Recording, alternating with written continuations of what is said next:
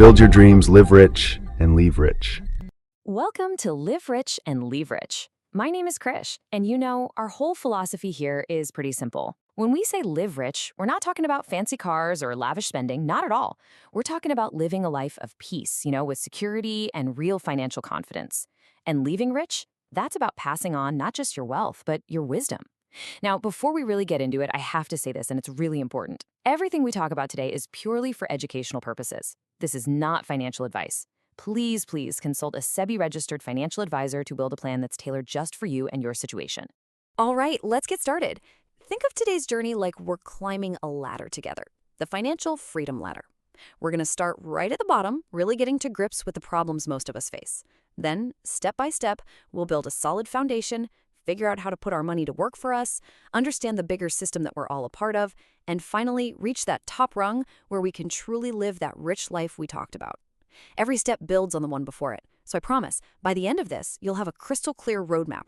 So, first things first, rung number one, why are we even on this journey? For so many salaried professionals here in India, there's this constant low-level hum of anxiety about money. We work hard, right? We earn a decent salary, but somehow that real sense of financial peace just feels out of reach. Here's the truth. Simply earning a monthly salary, no matter how good it is, just isn't the path to wealth anymore. The rules of the game have completely changed. I really want you to stop and think about this for a second. Seriously, is your salary actually making you rich? Or is it just keeping you busy? Take a look at your bank account at the end of the month. Is that money building a future for you, for your family? Or is it just gone? Just a bridge to get you to next month's salary, eaten up by EMIs, bills, and all the rest? It's a huge difference. See, being busy isn't the same as building wealth. The goal isn't just to earn, it's to make what you earn start working for you. Now, here's where things get really interesting.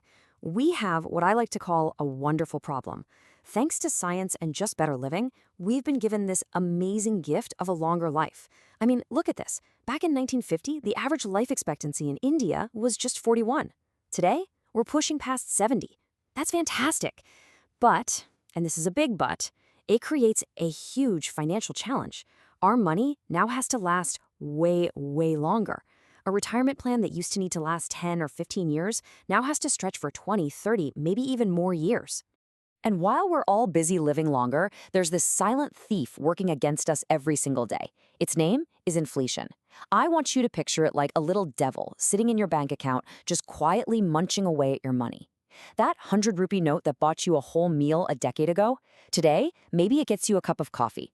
If your money is just sitting there in a savings account earning, 3 or 4%, while inflation is running at 6 or 7%, you're actually losing money every single day. Your power to buy things is shrinking. And that right there is why just saving is not a strategy. You have to invest. You have to beat inflation. Okay, so we know why we have to do something. Now let's climb to the second rung on the ladder. And listen, this one might just be the most important of all. Before you even think about buying a single stock or mutual fund, you absolutely must build your financial fortress. You have to protect what you've got.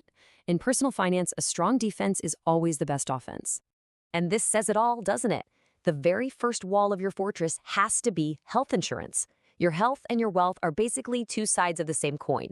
You could have the most amazing investment portfolio in the world, making incredible returns, but one major medical emergency, a surgery, a bad accident, can wipe out 10 years of your savings in the blink of an eye. And that insurance your company gives you? It's a nice start, but it's not enough, and it vanishes the second you leave that job. You need your own solid health cover. It's non-negotiable. So how does this protection even work? Well, let me be crystal clear about one thing. Insurance is not an investment. I'll say it again, it is not an investment. You're not looking for returns. It's more like a cheat code for life's emergencies. It works on a really simple idea called risk transfer. Basically, thousands of people, just like you, all pay a small amount called a premium into one giant pot of money. Then, when one of the few has a huge, unexpected bill, like from a hospital, the company uses the money from that giant pot to pay for it. You're just paying a small, predictable amount to avoid a huge, unpredictable disaster. It's like buying an umbrella before it starts raining. Now, when you're choosing your shield, you're going to see numbers like these. That claims settlement ratio, that's super important. You want it to be high. But, and this is key, while these numbers are a great start, they don't tell the full story. The absolute best plan for you really depends on your city, your family, and which hospitals are actually in their network near you. A plan with 16,000 hospitals is pretty useless if the best ones in your neighborhood aren't on the list, right? So use these numbers to start your research, but don't let them be the final word. All right, so your fortress is built, your health is protected. Now it's time for the fun part. Let's start making your money grow. We're on the third rung of the ladder, investing on autopilot. And this is where we talk about mutual funds, which honestly are the single best starting point for almost everyone who wants to build wealth but doesn't have the time or, let's face it, the desire to become a full-time stock market genius. So what on earth is a mutual fund? My favorite way to explain it is to think of a thali. You know, when you go to a restaurant and order a thali, you don't have to go buy all the vegetables, you don't have to cook every single little dish. A professional chef handles all of that, and what you get is a perfect, balanced meal with lots of variety. A mutual fund is the exact same idea, but for your money. A company pools money from thousands of investors, and then a professional fund manager invests that giant pool of money into a whole basket of different stocks or bonds. You get instant variety, instant diversification without having to pick a single stock yourself. Now, these funds basically come in two main types, open-ended and close-ended. Think of an open-ended fund like a river. Money can flow in and out anytime you want. You can buy more or sell what you have directly with the fund company. It's super flexible. A close-ended fund is more like a lake. A fixed amount of money gets put in at the start, and that's it. If you want to buy or sell later, you have to find another person to trade with on the stock market. For a beginner, stick with the river. That flexibility is everything. Okay, I know this list looks like a lot, but don't worry. You only need to know a couple of these to get started. The most important one for any beginner is the index fund. It's the simplest, most effective starting point. All it does is copy a big market index, like the Nifty 50. It's cheap, it's easy, and you're basically just betting on the whole Indian economy to grow over time. On the other end, for money you need to keep super safe, like for an emergency, you have liquid funds. They're for your short-term cash. The rest of these, sectoral funds, thematic funds, they're for much later, once you're an expert. They are high-risk bets on specific industries, so just focus on the basics first.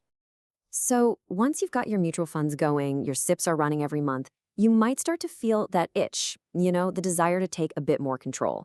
And that brings us up to the fourth rung, taking the wheel yourself. This is the world of buying individual stocks directly. Now, I'll be honest, this path takes more work, more research, and a much stronger stomach for the ups and downs. But for those willing to put in the effort, it can be really rewarding.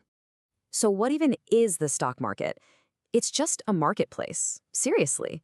Like a farmer's market. But instead of buying and selling vegetables, people are buying and selling shares, which are just tiny little pieces of ownership in a big public company. In India, our two main markets are the BSE and the NSE. And to get a quick pulse of how the market is doing, we look at indices. The BSE has the Sensex, which tracks 30 big companies, and the NSE has the Nifty 50, tracking 50. So when you hear on the news that the market is up, they just mean those indices went up. Okay, this slide is so important. We have to be super clear on the difference between investing and trading. They are not the same thing.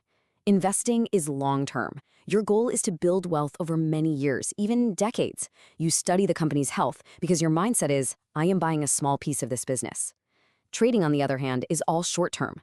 The goal is just to make a quick profit from price swings in a day, an hour, even minutes. The mindset isn't about owning a business. It's about betting on which way the price will wiggle. For most people, trading is just a very, very fast way to lose money. We are here to focus on investing. So if you do decide to invest in stocks, how do you analyze them? Well, there are two main toolkits, two different philosophies. If you're an investor who wants to own a business, you use fundamental analysis. You become a detective. You dig into the company's finances, its management, its competition, all to figure out what it's truly worth. But if you're a trader just trying to bet on prices, you use technical analysis. You become a pattern spotter, looking at charts and graphs, trying to guess where the price will go next based on psychology and past movements. They're two completely different games with completely different rules. And of course, you've probably heard all the hype about IPOs. An initial public offering is basically a company's big debut on the stock market. It's when a private company decides to sell its shares to people like us for the very first time. For the company, it's a great way to raise a bunch of money to grow.